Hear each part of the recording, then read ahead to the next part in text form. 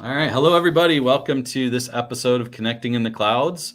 I got Shannon with me, and we've got Amy back from her medical leave. Yeah, That's what we should call it. medical leave, right? But she is back. So welcome back, Amy. And with us today is Simon Lee. Hello, Simon. Thanks for being on today and adjusting the schedule because we adjusted it a week for you. And for us really because we had other things going on last week, so we appreciate that. And so Simon, why don't you I know you're an active member of the community as most of our guests are, but why don't you tell everybody that doesn't know you a little bit about yourself? Sure. So for those of you who don't know me, I'm Simon. I'm based out of the UK. I currently work for a Dutch company called Intercept, doing all things Azure. Yep, I'm very active on Twitter. I've got a background from on-prem and Hyper-V, and then have now transitioned over the last 2 years from working with Intercept to being more Azure and cloud platformy things. That's me. Nice. Welcome. And you have there's quite a few community members that are part of the Intercept family there as well, that you do different streams with and things like that I see you. Yeah, so there's Richard and Wesley, for example, that help out with doing the cloud native stuff with Carl as well. Then there's Gregor, who's doing a whole thing of trying to meet, I think, everyone on Twitter at the moment. on an evening doing a live stream, which is really cool. He doesn't already know everybody on Twitter? He doesn't already? Know, right? He's close. Yeah. He's got to be right there. Right. Yeah, he must be close, definitely. For sure. Because it's I remember when he just started and he got capped at following people now he's everywhere. Yeah. So what are some of the things that we always like to kind of promote, like the things that you're doing and all of that on this on Connecting in the Clouds. What are some of the, we like you said, everybody knows Gregor on Twitter. They've got and him and Richard have been doing the festive tech calendar, and we know and Richard and Wesley, and we had Carl on our last episode talking about their cloud native. What are some of the things that you do with the community that you'd like to share with the group? Sure. So community things. So I'm helping out with festive tech this year. Okay. Cool. Then other community things that I've done, I'm dabbling with some public speaking. For the end of the year, I've got something in the works with Nicholas Chang to do something with that around about getting started with blogging and static web apps, which should be really cool if I get the slide deck done in time. Then user group wise, there's two that I'm kind of a part of. So there's the cloud management community with Dean Ellaby, which is more focused on the Intune side of things and endpoints and device management. And then there's the Bradford Cloud user group with Shabazz and Imran and Saj, which is, we've just been so busy the last couple of months. It seems to be during COVID, user groups were the in thing because we couldn't go anywhere. So loads of people started them. Then with everyone returning to offices and then life going back to whatever the new normal was, we've tried to schedule some every now and again. So I think we're going to try to do one for November. Nice. So if any of you guys want to come and speak, more than welcome to. Sure. But so that's kind of it in terms of tech community stuff. Outside of tech Twitter and all the IT side of things, you might have seen that I dabble in with doing some photography and drone videography stuff. So that's sort of my non-IT get me out of the house sort of thing. It's still loosely IT. I'm also you got a drone, so you're using an app and all of that stuff.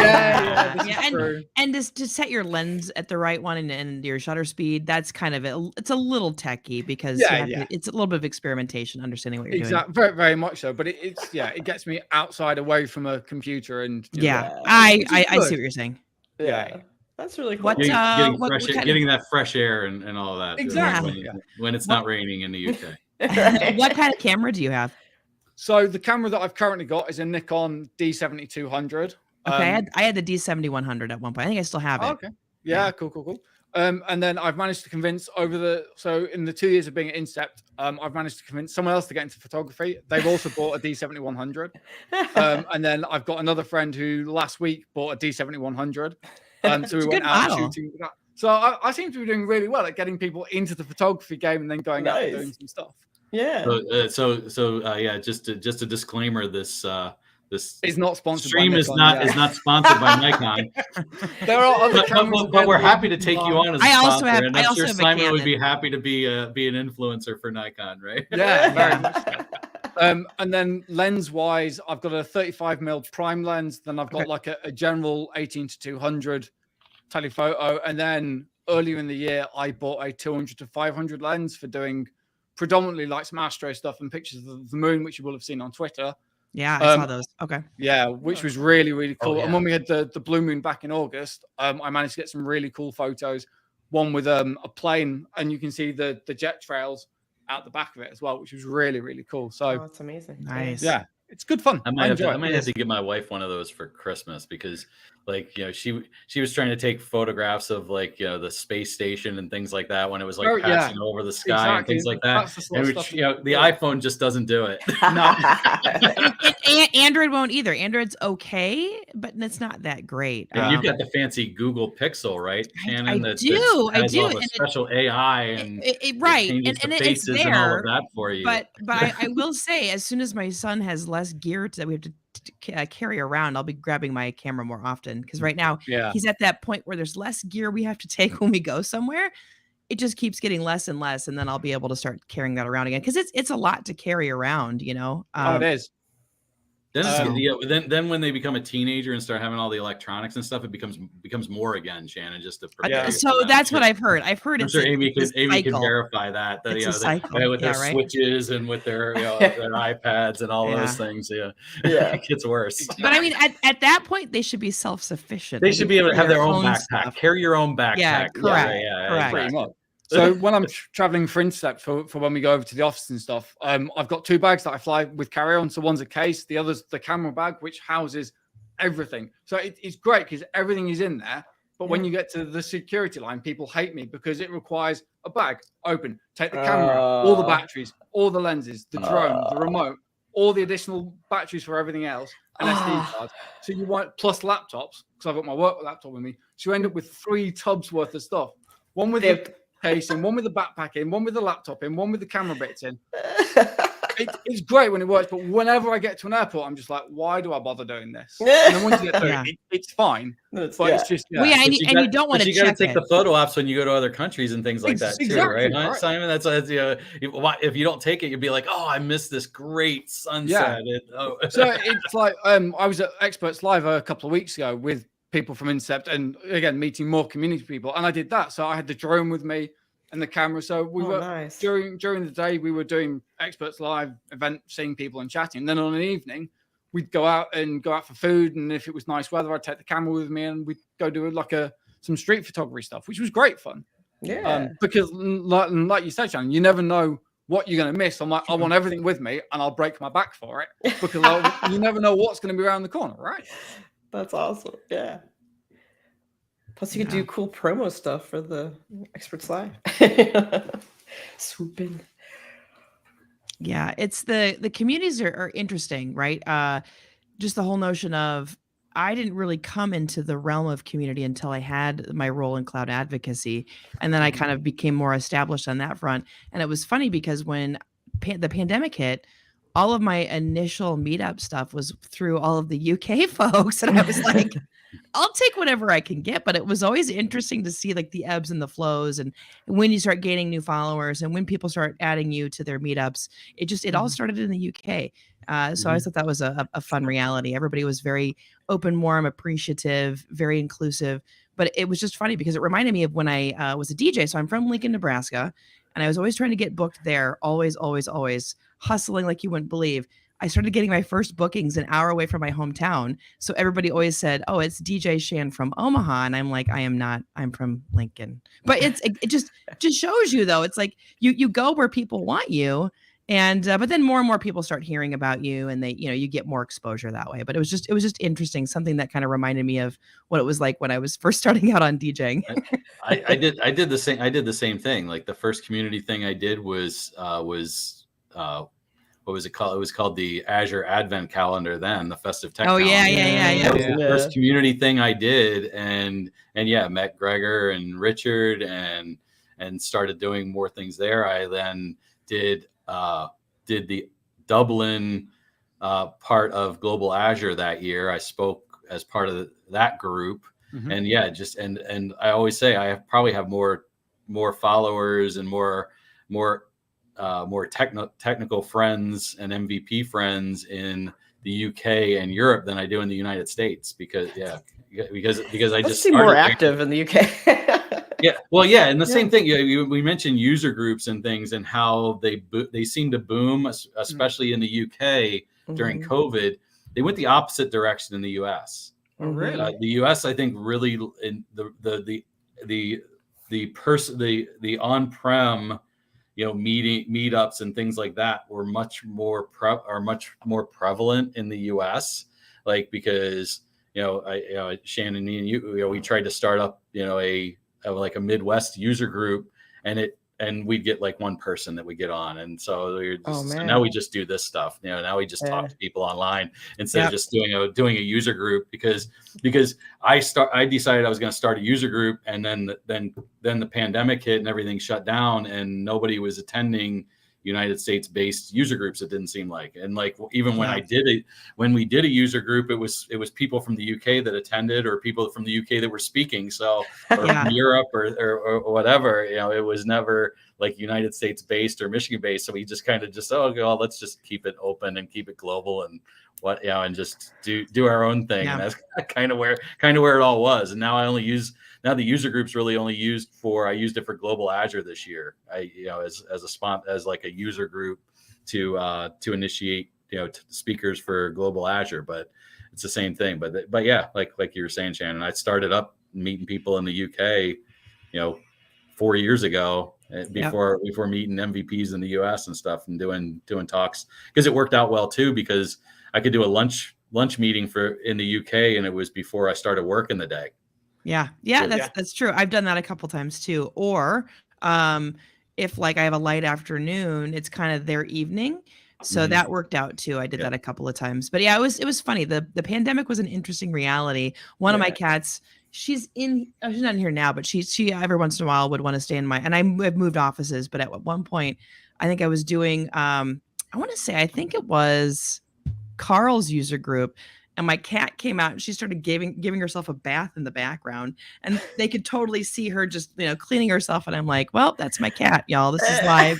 This is real. It's not pre-recorded. But it just you got to know people on such a different level during the pandemic. And I mean, it's continued forward. I think a lot of us are a lot more transparent and real, and we're showing up like this is the way you look. We're not like trying to put on a different facade or something. I don't know.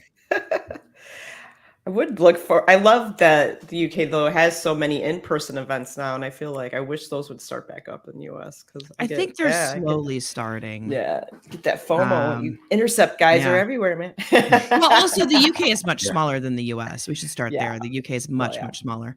And it's what? So Simon, you'll get a kick out of this. I don't think I realized it was 4 countries until about probably 5 or 10 years. Maybe 10 to 15 years ago. That's very American.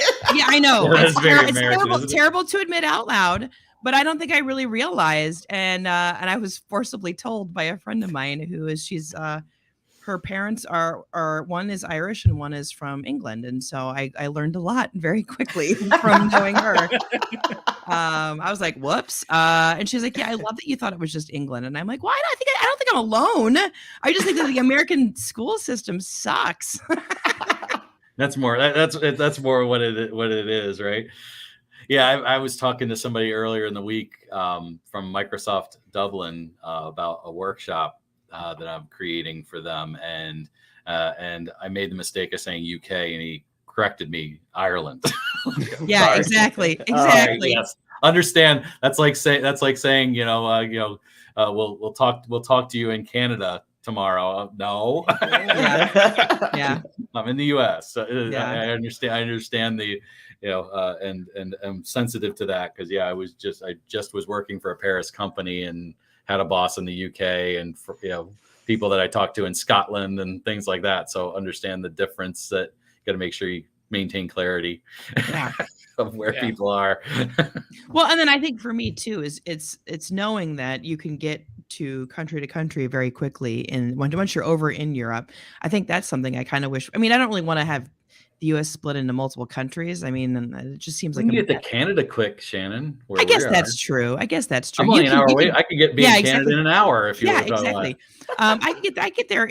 I don't. Maybe a couple hours. We could probably get up to Canada. Maybe a little bit more than a couple hours. But yeah, it's if you went north, right? Directly north. Yeah. But yeah. So I don't know everything. And like when folks come over, like on my last team at Microsoft, I had a couple of folks from the Netherlands, and they came over a couple of weeks beforehand. We had like an offsite last year, and it's funny because the Europeans get like, I don't know, 8 months of vacation. No, it's not that much, but I think it's at least like it's at least like 2 or 3 months, right? Something like that. It always feels like 8 because you're like, I want to get a hold of that person, and they're on vacation again. But yeah, they drove around the western part of the U.S., so Utah, Colorado, Montana. And they just loved it. They're like, I love that we're just in one country the entire time. And I'm like, I love that you guys are like, yes, one country. We just drove around the middle of nowhere. And I'm like, let's go drive to like 5 different countries, like it just, it's funny. Like what you, I don't know if you, are you that way, Simon? Like, I know you've been to America. I'm assuming you've been to America. I think you've been to America, right? Not yet? No, not yet. Oh my God. You at Ignite. Come on.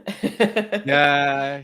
Maybe next year. But not yet. It's definitely on my to-do list. I've done, like France, Spain, most of Europe places, done some bits of Africa. But haven't been to America yet. Oh man. I think part of it's because I was waiting to be of an age where like you can drink and drive because it's more fun then and you can do things. Than like going as like a family holiday and then just like we don't allow drinking and driving in America. I think what he's saying is not at the same time. I think he's saying not at the same time. Drink. Drive. Let's clarify for our listeners. I don't want us to get into trouble that we're advocating DUI drinking. You guys don't drink and drive. Yeah, no, fair. Because there's a lot to be seen here in America. That's for sure. But you'll have to let train system. That's very true.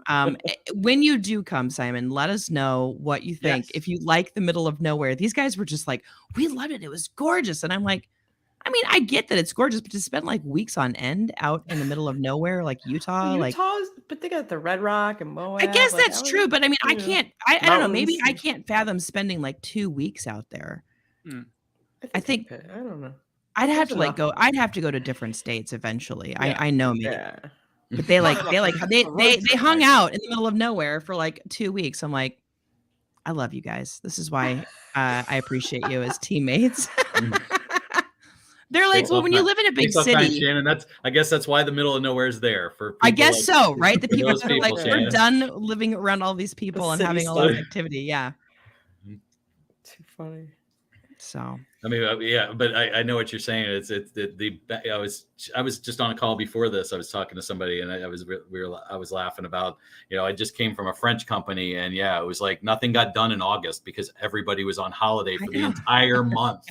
Nothing was done. It was like, what do you, how's this? I would talk to my manager, like on a progress update, and how's this going? I'm like, it's not going anywhere because everybody's gone, and they're not coming back till September. So, here I go. I'll just sit here twiddling my thumbs, and then they come back. And then there's on a 4-day weekend because there's a bank holiday on Monday. Oh yeah, the bank holidays are Friday off anyway. So. Yep. So it's like, anytime there's a bank holiday, it turns into a 4-day weekend. Because I think there's some bank holidays, Simon, like in the UK, I think are like on Thursday. So you're like forced, you're not coming back on Friday. So you're just going to take 4 days. In the US, it's always like they give you a Monday off and they're like, you better be back to work Tuesday and don't take Friday off. That's the way they treat you in the US. It's like, oh man, we work in the wrong country. We're like, we take the, like we have the cloud companies that give you unlimited vacation, and we take the bare minimum of 2 weeks, in the US because we're programmed that we can't take too much vacation off. It's true. How much time do you get off each year, Simon? That's a good question. Is it sort of like unlimited with like just ever so slight caveats, or no? There's an actual value. There's a number in my contract of how many days. But then like I've been to Experts Live and stuff, which is kind of like a mini holiday, come work thing, come community thing. So it feels like a holiday. It definitely did when we were in Prague for Experts Live. We were all just there as like a group of friends. So it felt like a really nice mini break for a couple of days, do some work stuff, chat to people, and then fly back. So when I think when you get those sorts of opportunities mixed in on top of annual leave, it's great. Makes sense. But yeah, so it's I was always jealous when I started working more with folks that were over in Europe or other parts of the world, and their vacation time measured up to mine. I was like, wow. But it is nice to go work for tech companies because it's sort of like unlimited time off. You know, the discretion is if you need longer than like 2 weeks, you just need to talk to people. Like, can I do it? Like, you know, and then the whole notion of going on disability if you need something like long term. That's always interesting. Like, I know they've shifted the way that moms get to take time off now, but at one point it was you get 6 weeks paid, 6 weeks unpaid, and you have to go on disability. And I'm like, what?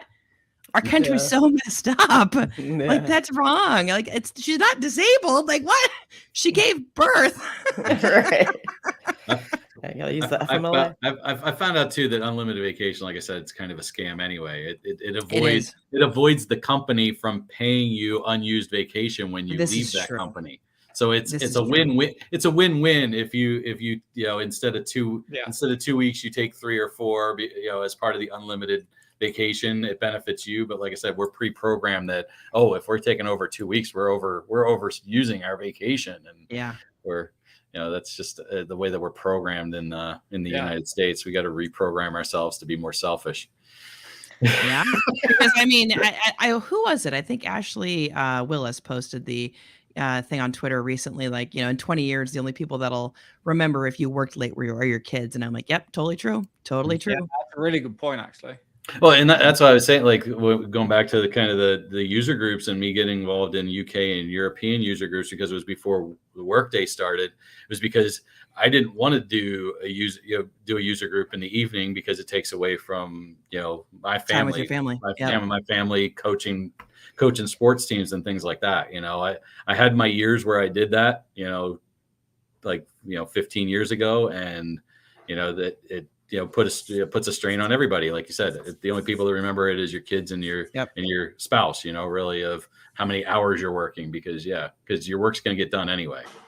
Whether you do it, if you do it in the business hours or not. If you can't do it in the business hours, then, and your employer's not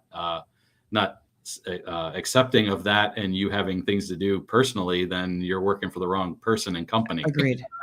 Yeah, definitely. Simon, where do you live exactly? I don't think I know specifically. So I live just out of a city called Bradford. So okay. So then you are right by Shabazz. Isn't Shabazz? Or he's moving, but okay. Yeah. Until he leaves, I'm not that far away from him. Okay. Yeah. I noticed you're a Formula One fan. Are you Red Bull? Team Red Bull? Yeah. I was stalking your Twitter a little bit. I was, to be fair though, I was Team Red Bull before joining Intercept. Obviously, Intercept being a Dutch company has a favouring for Red Bull for obvious reasons. Maybe Verstappen there. Exactly.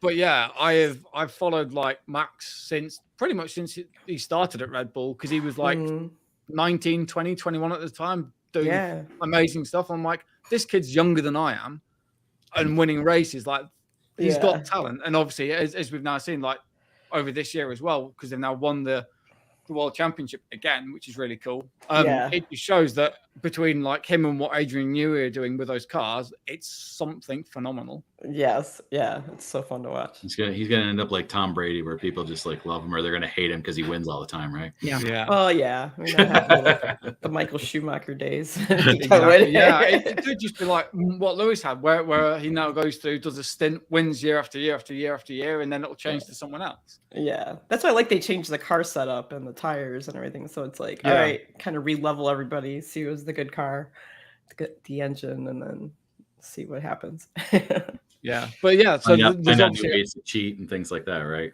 Yeah, and obviously because Incept's mostly a Red Bull team fan base. Mm-hmm. We'll sit on a Friday afternoon if there's quali on, and we'll go through and discuss tactics and stuff. And one of the things that we'd be really interested to see is to see like a reverse grid, just to see what the difference is, or maybe swap drivers into different cars because everyone goes, it's either the car or the car. Yeah. So let's put, say, Max and Lewis in a Williams set of cars and see who wins, because it'd be really interesting. That'd be cool. Yeah.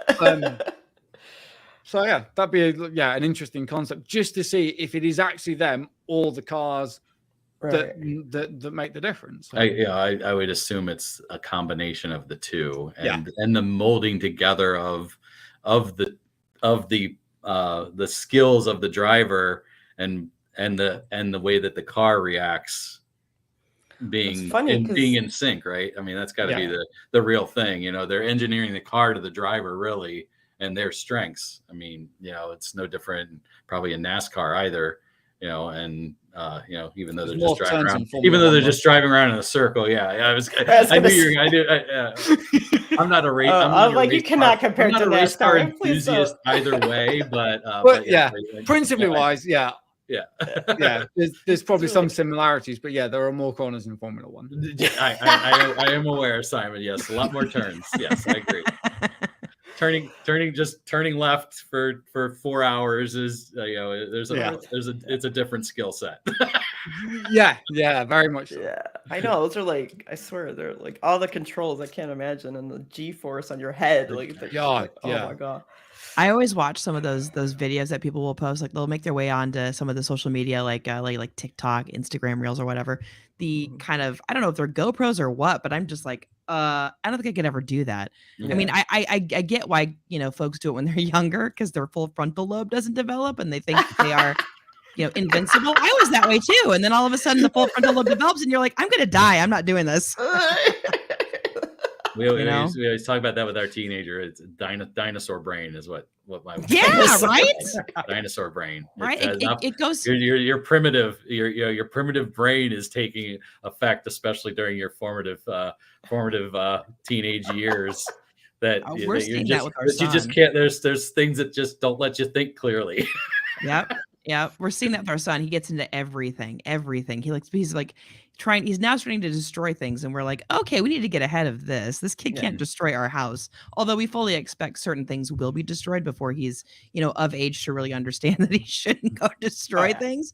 Just it's Operation. I don't know what that age is, to be honest with you. Oh, you're not helping me out, Dwayne. My 13-year came home this week, and he's like, something happened. Somebody, and that somebody being me, broke my Chromebook.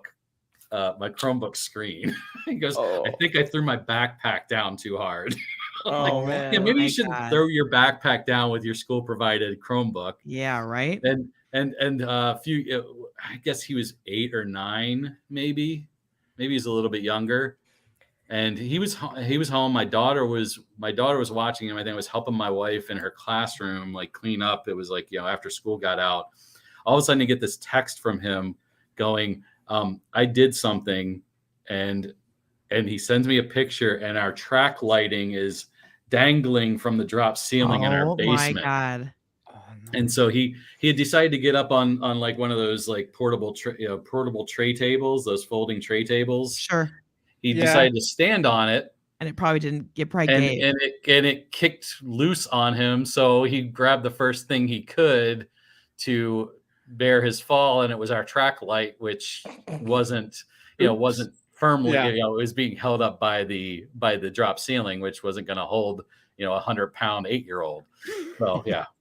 So he's like, I get text messages every once in a while of that regard of I did something, and then I wait for the picture to come through. So I'm fully expecting my son to be that way, because he's very much so. He's into putting things together, taking them apart. He's I think he's gonna be an architect or something, engineer. Who knows? But mad scientist is what we keep joking on. YouTuber, YouTuber. That's it. Yeah. Oh God, that's how you can stay. I mean, so Amy, your son, he's mellowed out though, right? He's gotten older. Yeah, he's 17, senior. He's actually gotten sweeter and nicer. I'm like, whoa, what's happening? You know, so the maturity level's starting to kick in. Yeah. Yeah. Now it's my daughter who's driving me crazy. So she's 13, 14, right? She's 12. 12, okay. Going on Okay. 16. Well, yeah. So yeah. 7th grade and just the 7th middle school drama and puberty. I'm like, oh God. Well, if you get through that, and you will, right? But my mom always said that was some of the worst times with us because she had 2 daughters that were going through it at the same time. And then she had a 10-year gap. And then my youngest sister went through it. And my mom's like, oof, I'm done. Yeah. This is not fun. So Simon's never having kids now. Right? It's like, no. It gets better though. It's fun. You know, I've got 2 grown ones and then I got my teenager. But we had parent teacher conferences, so I'll brag on him. They all said he's an extremely bright kid and a leader in the classroom and all of those things. So, and then he's also a football player that's he's in his first year of football and says, I like hitting people. So he's got kind of both sides of things. But yeah, the dinosaur brain is definitely still there every once in a while, but he's getting beter. My camera just decided that it didn't want to work. So now I've got my integrated camera, which looks like I'm in a very dark room. I mean, I am in the basement now, but it's not this dark anyway. So yeah, I used to be in got that eerie Halloween feeling. Right? Yeah. I should have like somebody. I should like figure out a way to have something come in and scare us at the end, right? Well, I saw that one post, that one thing that Amy retweeted the other day of the guy that created a background, animated background where he walks in every 10 minutes and saying he was on a call and walking out. Have that, but it being like some sort of ghoul for Halloween. Yeah, I should. Yeah, that actually is funny. Yeah, that went around. Was that guy? It must be a different one then, because there were a couple of them during the pandemic where people were doing funny things, like somebody like handed them something, and I don't know, it was just hilarious what people were doing. Michael during the Myers pandemic. walks in or something like that with a big knife. Yeah. So Simon, are you going to celebrate Halloween? Is Halloween something that you do with your friends, or? It's not as big as a thing as I think it is compared to like the US, because like you dress up all the houses and stuff, don't you? And like Christmas, yes, it's crazy. Yeah, it's not that big of a deal here. I didn't think so, but then I was like, well, sometimes people get into it though. Yeah. Do you get free candy? That's the key. Do you get free candy, Simon? That's whether you decorate your house or not, it's the free candy. It really is what it comes down to. Yeah, no, I think that sort of stuff, it might be more of like for a younger kids thing where they all like dress up with their parents and stuff. But yeah, like around where I'm living at the moment, there's not a huge amount of dress up of like the houses and with bits and stuff, and it's the same for Christmas as well. There's not like all the ornaments and outside with like lighting displays on like you see in like Home Alone and things like that. So yeah, not that exciting, unfortunately. Yeah. I didn't and I remember I was in the UK the first time. Was in London specifically right after Halloween. And I often, I couldn't really get a good feel for if it was something. I didn't expect it to be celebrated the way that it is in America. But it was kind of there over Guy Fawkes Day. So that was kind of fun. That was kind of an interesting reality just to kind of be around and all of that craziness. But I felt like that was probably maybe more animation than even the Halloween. So I don't know. I guess it matches up then. And then, so I'm assuming then you're not dressing up. There's no parties or anything, right? There's probably some parties, but yeah, I've nothing planned as such this year for it. Okay. Yeah, it's starting to become that time of year though, where like everybody here is getting all crazy. Like my next door neighbors, they have a skeleton who is driving a pirate ship, and the skeleton's hands move like this at night, and they've got like a fog machine. They're going to put dry ice out for Halloween. Like my parents came in last weekend, and they were like, your neighbors are nuts. And I'm like, well, the wife's birthday is Halloween, so I get why they do what they do. But it's up pretty early. They put it up like the tail end of September, so it's been up for almost a whole month now. Yeah, but it's cool. Then they got like a lot of cool lighting and stuff. But my parents are like, that's a lot of work, and I'm like, it's what they like to do.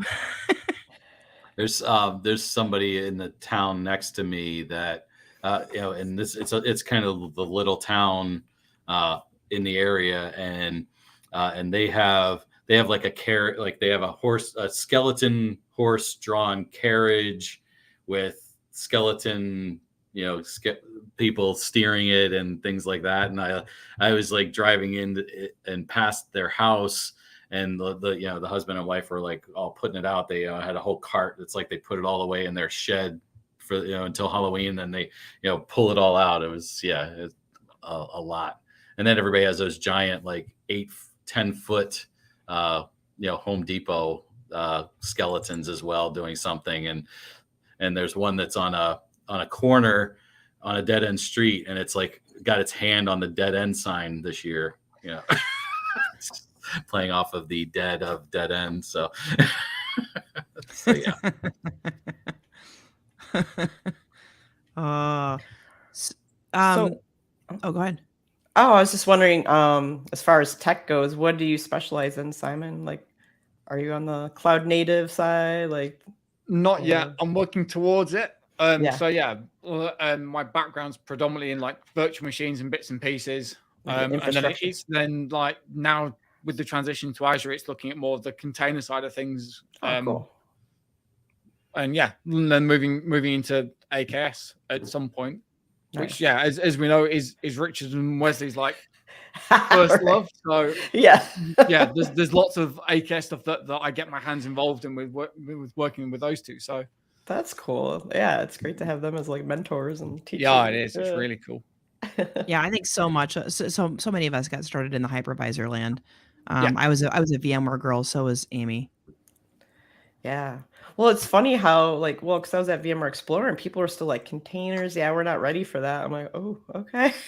Well, there are so many customers that aren't ready for containers. There are customers who are still on VMs for everything. Yeah. And it would shock people if I were, and I can't name the names, but it would shock people if I named names of companies that I'm working with. And I'm like, that's not what I expected. We can get you where you need to be, but it's not what I would have expected, And so I think when Amy, you and I can probably attest this, and Dwayne a little bit too. You get into working for a big company like Microsoft, and everything's cloud native, everything's AI, and then you step out of the mothership, and you're like, yeah, nobody's there yet. Nobody's there running yet. Windows 2000 and still, and you're like, what year are we in? Okay, cool. When is the last patch that machine? You're in healthcare. Okay, cool. Oh God, yeah. Is this connected to the internet? Okay, cool. I was teaching an ISC2C risk and compliance course last week, and I got to a particular area that referenced a government guideline for hardening endpoints, and it mentioned Windows 7. Ooh. I'm like, what? I'm like, okay, let's ignore that. Move on from that slide. Let's say it was a typo. It really meant 10. Yeah. Yeah. At least 10, Yeah. At least it didn't say Vista. At least it didn't say Vista. That's true. That's true. So then, Simon, would you say the bulk of your customers are the customers that are kind of lifting and shifting, building landing zones, things of that sort? So most of our customers are all software companies, either working with other people or that they've built their own application that they then sell on. So it's predominantly all software as a service stuff that we're supporting. There's a couple of, I wouldn't say legacy clients and customers that we've got. So Intep, when they first started out, as I think most people do, started with the managed services side of things and doing break fix stuff. So there's some of those sorts of customers that we've still got kicking around that we help out with, which is, a lot of VM based stuff. But for the most part, it's all just running stuff within Azure Cloud Native stuff. And then you're responsible for keeping the infrastructure up and functional. Is that kind of what you then focus on? So okay. The job role that I have at the moment is a little bit of it's in a transition period to looking towards moving into being like more of a consultant role. So at the moment, I'm part of the managed services team. So it's working with customers to look after their Azure environments, doing cost analysis stuff with them, helping them when they've either got issues or if. So this morning, for example, we saw an issue with the West Europe Azure region where there was some network connectivity issues. So it's reaching out to those customers where we know they've got workloads running in Azure saying, hey, we've seen this in the Azure portal. Are you seeing any issues within your Azure estate? Do you need us to do anything or talk to Microsoft to see what we can do to get you guys back up? Got it. Okay. I like that. It's and it's one of those things, regardless of where your infrastructure lives and your applications live, we're still, subject to hardware failures, software failures, Yep. squirrely things that happen. And there's things you can do and things you can't do once you move everything to the cloud. So, is it back online? Is the issue resolved? Yeah. So it looks like, it was, we saw it start around like 9:30 Dutch time. And then by about 11 o'clock, 12 o'clock, we saw that the services were back up and people could access resources. I haven't checked the status.azure page yet, but we saw that things were working. Okay. Oh, okay. Yeah, it's hard, and it's interesting because you transition the burden of responsibility over to the hyperscalers, and they are still subject to some squirrely stuff that goes wrong. Yeah. And oftentimes there's an upgrade. It doesn't matter who it is. There could be an upgrade that take things offline, and they do all the testing that they can. And I will say they've gotten so much faster at reverting things back if they need to, or figuring out a workaround. And then, I'm working with a partner right now called, their name is Harness. They have a bunch of different environments that they support for us to go and showcase customers if they are curious about the tooling that we use at Ahead. It's one of the tools out of many, right? And they have had to build workarounds to make sure that their environments can be up and functional, because they're, an ISV. They need to have their applications be online and resilient. So they have their own levels of resiliency and plans. If this fails, what do we do? Like levels that, we wouldn't have to think of, because we're not running applications on somebody else's infrastructure, that needs to be up and online. So it's interesting to work with customers and figure out their, the levels they've had to solution it in so that they don't have downtime. For sure. But I think this is the episode we've talked the most about technology. it's true. We're actually giving solutions. We're like solving problems here today. Yeah. Usually we're talking about the weather, exercise routines, stuff here and there. Guitars, I think we've Well, we hit Formula One, so we did get into that. And photography. Photography. I know. I went back and I was like, "Oh, I didn't realize you made those videos for Prague and everything. That's so cool." Yeah. Yeah, I don't think I realized it until you said that. Yeah. So now I'm like stalking your Twitter. Watch out! I'm kidding. It's like I see the dinosaurs in Prague. Yeah. Oh yeah, that was good fun. Running around as dinosaurs. Were you a dinosaur, or who was? Yeah. There's a photo somewhere. If not, I'll send you afterwards. So yeah, I planned it with Izzy. Oh, nice. To wait for like the after party thing, and there was two of us in the end who dressed up with them and sort of ran around and did a bit of a conga thing. So yeah, it was really good fun. That's awesome. That is hilarious. Yeah, that is hilarious. Was that a whole week? Well, we were there for a week, but we did some like touristy stuff either side. But I think the conference itself was 3 days, so there was like a pre-day, and then like 2 actual days of tech and sessions and things. Yeah, that looks like such a fun conference. Didn't you had a rock band there too, right? Yeah. Like, it's definitely worth going to if you can get to Experts Live next year. Yeah, we can then maybe do another session in person at the venue. That'd be great. Yeah, it's on my list, but don't know. I wish. Never been to Prague. Yeah, Prague's really good. I heard, but I think they have it. It's the first time that I've been.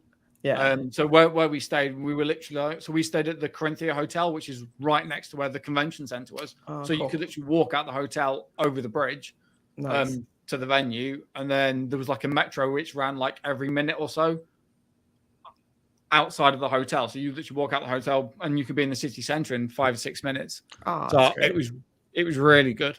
Yeah, that's great. Yeah, because I hate shuttling around. Don't they pick different locations each year? Isn't it a different spot? Yeah, isn't it a different spot each year? Maybe I'm crossing my conference. I'm A, not sure, and B, I think this is the first one for Experts Live Europe. I think this is the first one they've done post-COVID. Oh, okay. I think so. Yeah. So they had I think they do, because they did a hybrid one last year, because I spoke virtually in a virtual session at an Experts Live last year. Yeah. And I think they might have been in the Netherlands actually last year.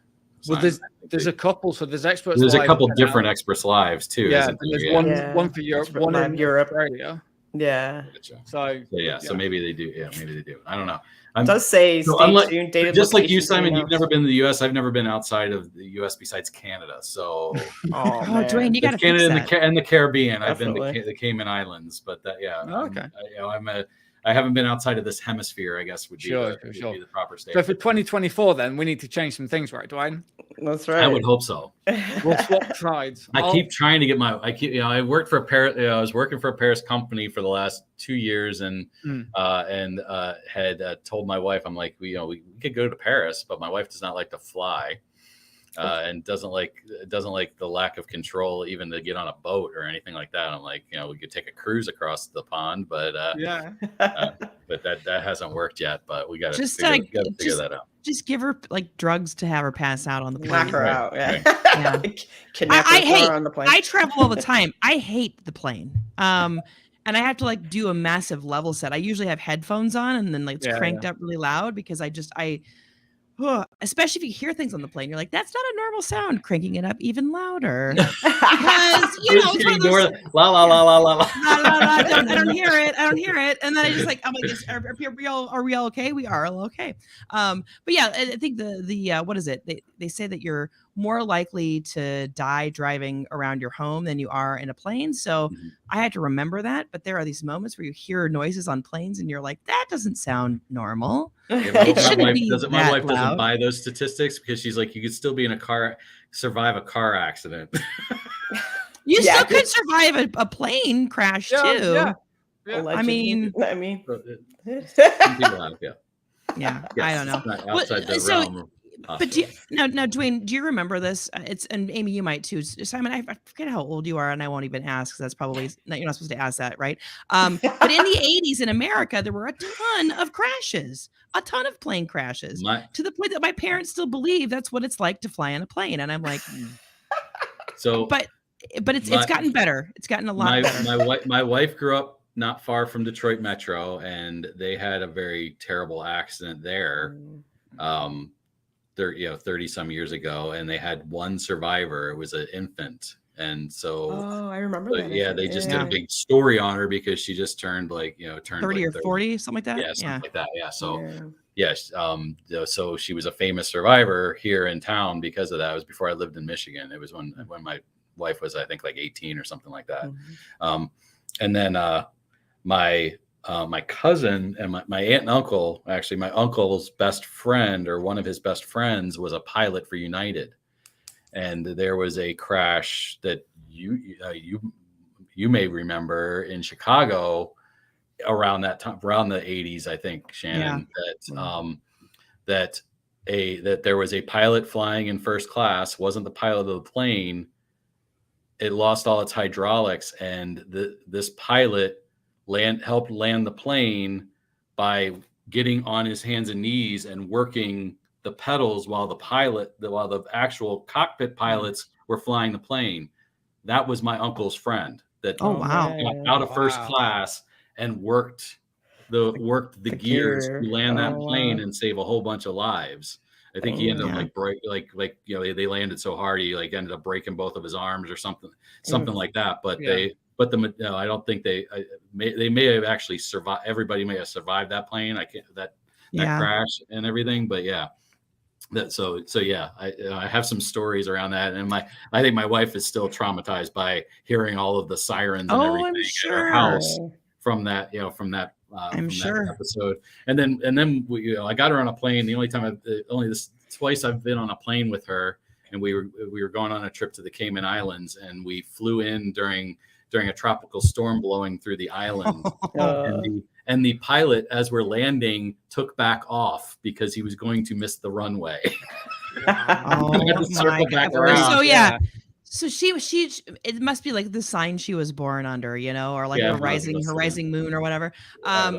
But I will say, I watched this whole documentary about how NASA flew around to help fix a lot of the mechanical issues that the planes had. So that's how they fixed a lot of it. And like you hear these stories now where there is an accident. Like there was some woman pilot who landed a Southwest plane after it had lost, I think it was a pressure or something. I can't remember what happened. It was a couple years ago. And, and then you hear them say that they haven't had an accident of that caliber for like almost 30 years. And you're like, so we've gotten better, but it's jarring to hear those stories when you're younger. You're like, I'm going to die. I generally try to fall asleep. Like you said, like I like la la la. I try to fall asleep for takeoff and be asleep for landing. When I'm up in the air, I'm all good. I'm like, I figure that if something bad's going to happen, it's going to be a takeoff. So I want to be asleep on that. Yeah. See, I don't mind the plane part. I like it. It's like you're isolated. Get a, especially like the overnight to England, just 8 hours, go to sleep, wake up, you're in, so it's I don't know. Simon, how well do you fly? I fly pretty well. It's more so because for flying over to the Netherlands, it's only like 2 hours, and when you're in the air, it's like nothing. You can literally get up and like 30 minutes later, you feel the throttle back. I'm like, well, we're done. But yeah, I don't really sleep on planes. I don't sleep in cars either.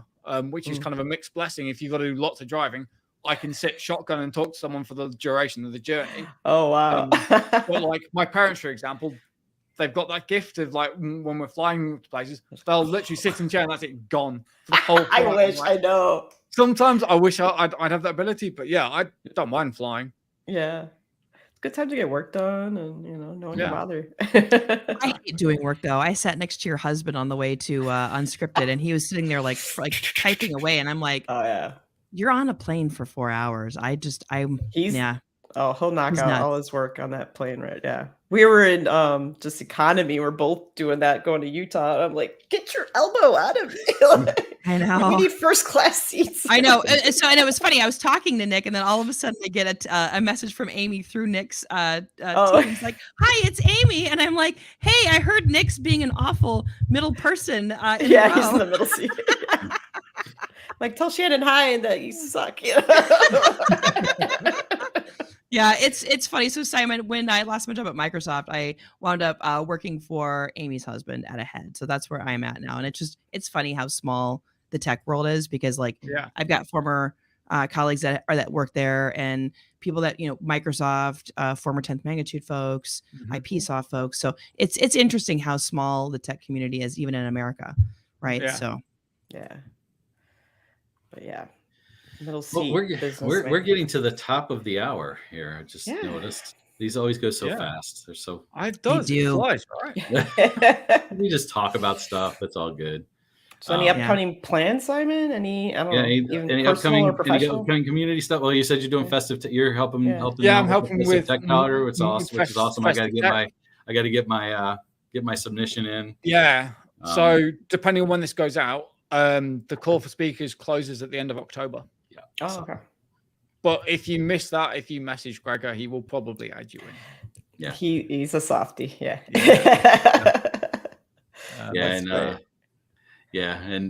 Richard was pulling for me to do another song, and I told him I've been banished from that by my family. Especially my teenage son.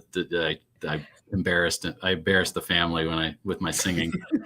I didn't know you did a song. Yeah, I did last year. Oh, it was years ago. The 12 days of Azure or something like that. That's awesome. Yeah. And I wore. And we had those big like Santa heads and stuff like that. So I sang it, and then when I edited the video itself is just me in these heads. Like we have like a Santa head and a Rudolph head and a Yeti head, the abominable snowman head. So I was like changing it throughout. I edited it, so I was in different heads throughout it. Yeah, nice. They're like, Dad, really? No. At least your face was covered, Dad.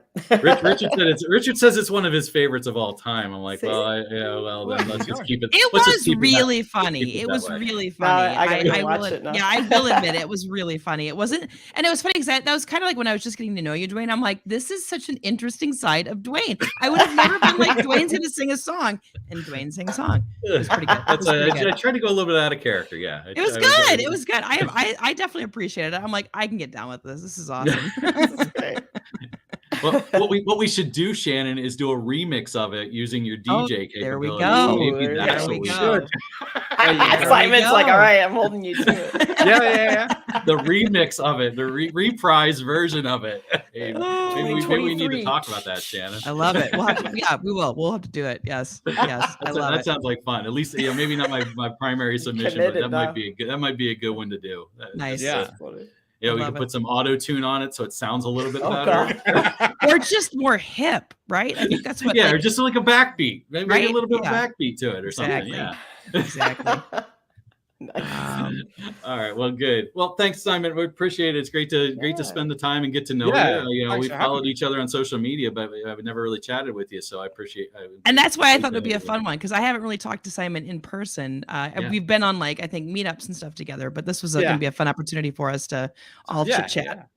Yeah, it's been great. No, but good luck. Good luck at Intercept and doing. Looking forward to hearing about the talk that the public speaking bit that you're working on with Nicholas. I was just on Nicholas's and Kevin's user group on Monday. So cool. I was supposed to, and then COVID. I was on one of their episodes as well. So nice. just to go along with how we all intercept with each other, just to use a play on words there, right? Nice. All right. Well, thank you. Thanks, Shannon and Amy again. Sure. Thanks everybody on YouTube and Twitch, and that's following along with us. And till next time, I think we got John Lund next week, don't we? Oh, I think so. Oh, Johnny Chips. Johnny Chips. We were talking about the Nikon sponsorship, where it'll have to be Johnny Chips sponsored by Elgato, right? Yes, he's the Elgato guy. He's the Elgato guy. Everybody knows he's the Elgato guy. Exactly. Too funny. All right, great. Well, thanks everybody, and until next time, let's keep connecting in the clouds. Cool. Bye, guys. Take care.